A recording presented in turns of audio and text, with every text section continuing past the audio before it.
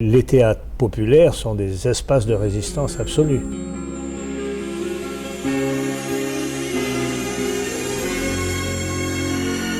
Merci beaucoup, Richard. Nous sommes à Marseille aujourd'hui, en ce 23 janvier, au théâtre Torski. Et c'est en compagnie de Richard Martin que je suis. Bonjour Richard. On a été accueillis avec beaucoup de familiarité et de sympathie, donc merci beaucoup. C'est le plus beau cadeau que vous pouvez me faire, merci. Vous êtes le directeur, le créateur, le fondateur, l'âme de ce théâtre? Pas seul, j'ai fabriqué ça avec une équipe. D'ailleurs, nous avons en 70 ouvert ce théâtre avec Tania Surseva et toute cette bande qui s'appelait à l'époque la bande à Martin.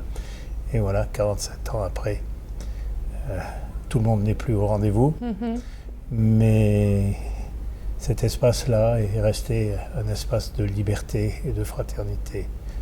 Indéboulonnable. Indéboulonnable. Alors quelle fut cette idée de créer ce théâtre ici, dans l'un des milieux les plus populaires de la ville de Marseille? Justement, l'idée du théâtre populaire. J'ai été comédien à Paris jusqu'en 68 et à un moment donné, il y a eu une réflexion. Je travaillais sur la rive droite et j'ai essayé d'aller travailler sur la rive gauche pour des aventures un peu plus passionnantes et je me suis rendu compte que l'intérêt que le public portait à ces nouvelles aventures était inversement proportionnel à celui que je portais moi-même. Donc je me suis posé des questions sur le théâtre populaire et j'ai commencé à essayer d'en savoir davantage sur tous ceux qui avaient voulu que le théâtre appartienne à tout le monde. Et en fait, petit à petit, je me suis convaincu que tout était possible partout et pas seulement à Paris où l'on nous disait à l'époque qu'il fallait aller pour faire une carrière, mais que l'on pouvait inventer son aventure théâtrale au bord de la Méditerranée, si on est né au bord de la Méditerranée et qu'on ne peut pas se passer de la mer. Donc après les événements de 68 dans lesquels je me suis engagé avec ferveur et un peu déçu par l'attitude des saltimbanques après les événements, j'ai décidé avec Tania Surseva de reprendre la route dans l'autre sens et de fabriquer sur les traces d'une aventure qui s'appelait le TQM, le Théâtre Quotidien de Marseille, et qui avait fait les grandes heures de création de cette époque, de revenir, relancer une fraternelle aventure théâtrale et ouverte à tous et surtout à ceux qui pensent que ça ne leur appartient pas. Comment vous avez été perçu? Comme un fou d'abord, puisqu'on ne me donnait pas 3 mois d'existence.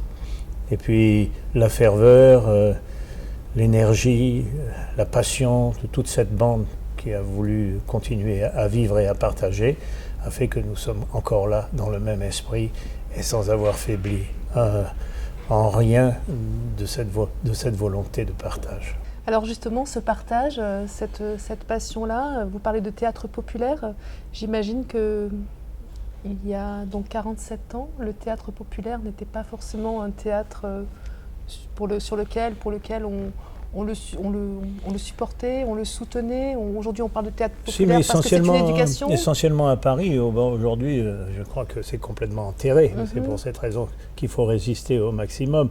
Mais à l'époque, quand même, il y avait Villard qui travaillait, qui labourait dans ces terrains. Mais je pensais qu'il fallait aller plus loin et que je croyais, à ce moment-là, je pense encore, que Villard bénéficiait aussi d'un certain nombre de gens qui avaient une conscience politique, des instituteurs, des syndicalistes, des gens proches du parti communiste qui avaient compris que la culture c'était fondamental. Et petit à petit tout ça a sombré, bien sûr, c'est la raison pour laquelle maintenant les théâtres populaires sont des espaces de résistance absolue. Et quand on dit aux gens qu'il faut qu'ils s'emparent de ces théâtres, surtout s'ils pensent que ça ne leur appartient pas, c'est une parole un peu extravagante dans les temps qui soufflent aujourd'hui.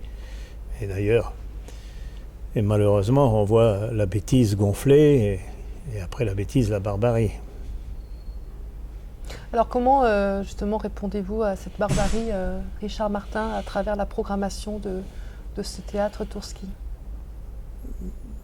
Par la possibilité de se mettre en contact avec la mémoire de l'intelligence des autres. Nous sommes gardiens de cette mémoire. Ça s'appelle la culture, ça s'appelle la fraternité, ça s'appelle l'humanité, ça s'appelle l'humanisme. Ce sont des endroits qui sont le miroir de l'existence des hommes. Et ce sont les endroits où l'on peut se reconnaître, se reconnaître et ne plus s'effrayer. Mm-hmm. En tout cas, réfléchir sur soi-même et donc avoir peut-être un regard plus sensible et plus intelligent sur les autres. Aujourd'hui, le théâtre, vous disiez, c'est 12 000 abonnés. Oui. Comment cela a évolué justement au fil des années? Comment vous avez vu l'évolution de ce public, de cette fidélité de public? C'est un état d'esprit différent parce qu'au départ, je ne voulais pas d'abonnés. Mm-hmm. Donc je voulais que les gens puissent rentrer quand ils veulent dans les endroits. Et petit à petit, grâce à la réflexion de collaborateurs qui sont venus me rejoindre, notamment Françoise, notre administratrice, on a compris qu'il était nécessaire de fidéliser, puisque les temps sont difficiles et que l'on ne peut pas toujours compter sur les soutiens institutionnels, surtout dans notre cas, car c'est nous qui avons décidé que cet espace existe. Il n'existait pas. On l'a baptisé, on a soufflé dessus, on continue à se battre comme des fous pour que ça ne tombe pas. Les bagarres ne sont pas terminées. Ça c'est intégré, mais bon, je sais que, et j'ai bien compris qu'il faudra se battre jusqu'au bout pour que les choses continuent à exister. Mais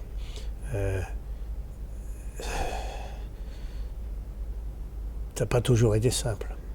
Qu'est-ce qui vous a permis de continuer, de rester sur place et de poursuivre cette énergie-là? J'ai pu constater que les plus belles aventures que j'ai pu vivre dans ma vie sont des aventures qui sont liées à celle-là. Et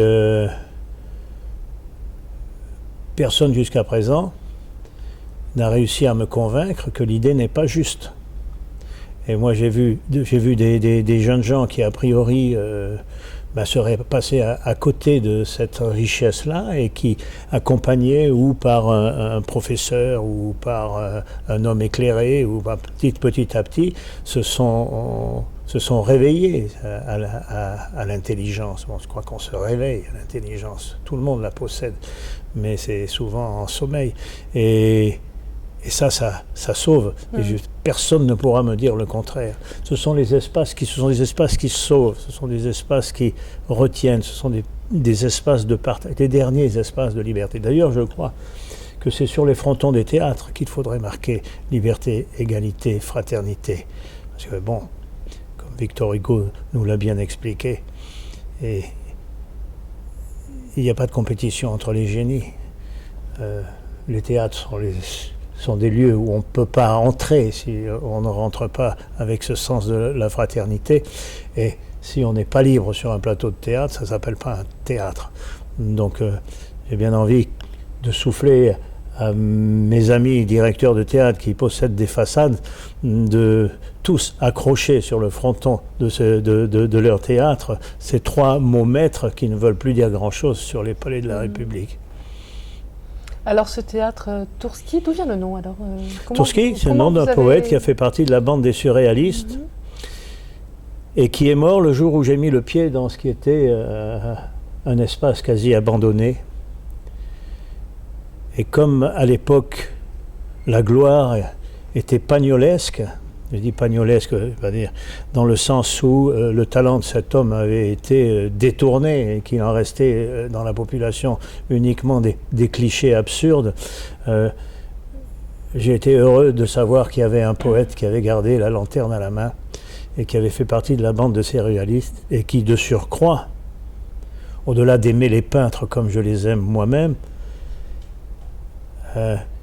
avait décidé de rester à Marseille pour continuer sa carrière, plutôt qu'à s'expatrier pour être dans les cénacles parisiens. Et ça, J'ai trouvé ça audacieux, courageux, et je pensais que, bon, ça faisait partie de cette chaîne-là de fraternité. Le théâtre quotidien de Marseille, Tourski, et j'avais aussi un lien un peu particulier parce que j'étais venu fermer un théâtre mythique qui s'appelait l'Alcazar, avec un spectacle qui s'appelait La Famille Hernandez. On avait fait les 15 derniers jours de l'Alcazar et j'avais pu, à l'occasion de ce passage à Marseille, quand même assez prolongé, me rendre compte que cette ville avait 2600 ans d'histoire croisée et que ce n'était plus pour moi une ville, mais un pays qui pouvait être le pays de tous ceux qui cherchaient à s'en fabriquer. Voilà pourquoi tout ça mêlé fait que ce Tourski n'est pas un salon.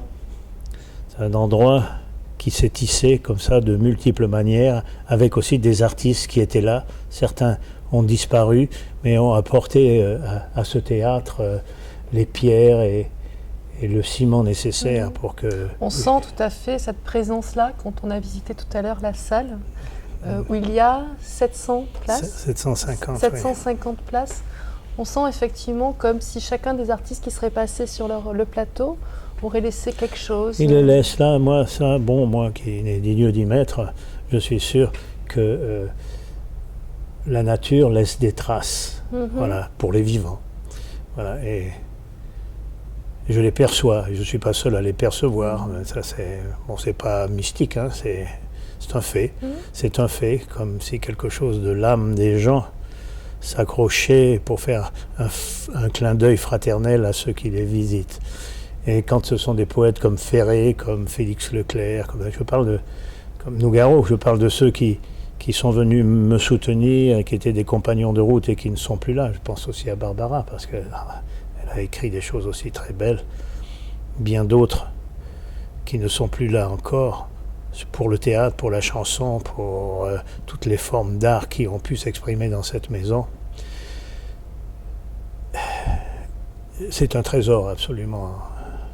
Et je ne peux pas imaginer à un moment donné avoir eu tort de le faire.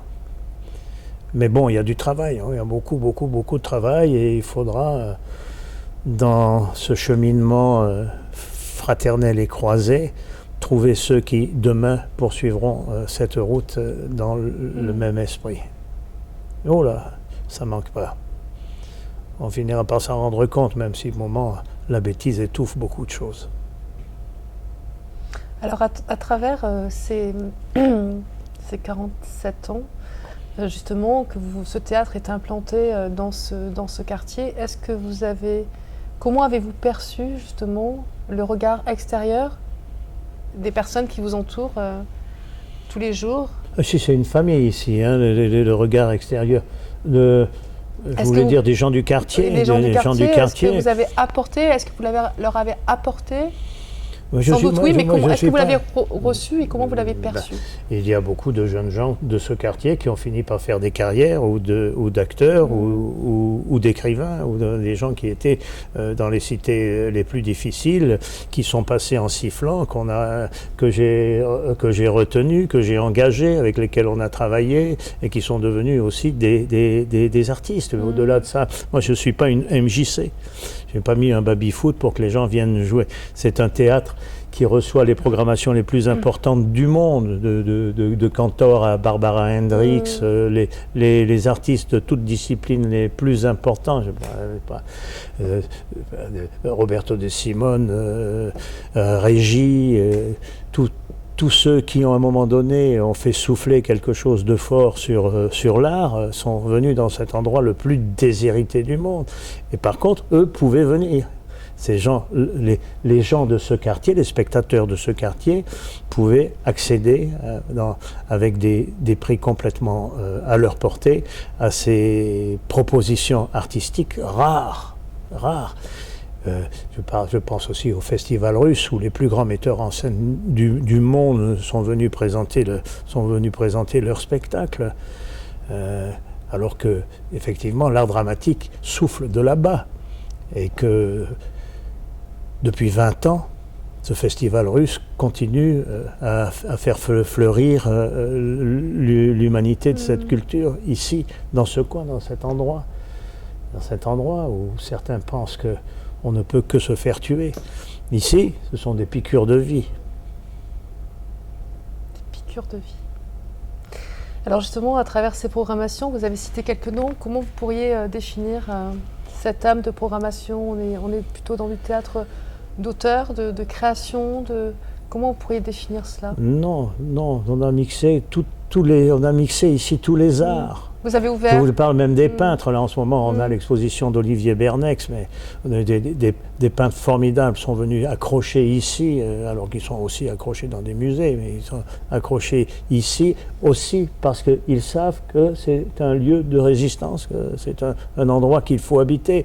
Et eux, comme les saltimbanques, laissent des traces sur les murs. Alors petit à petit, on grignote, on essaie de fabriquer une aventure de plus. Là, on est sur l'école de théâtre qu'il va falloir développer et essayer de rendre lumineuse, mais tout ça avec des moyens dérisoires et sans avoir, je crois, la complicité de ceux qui devraient, au lieu d'étouffer, porter et faire fleurir. Projet, oui. Voilà. Bon.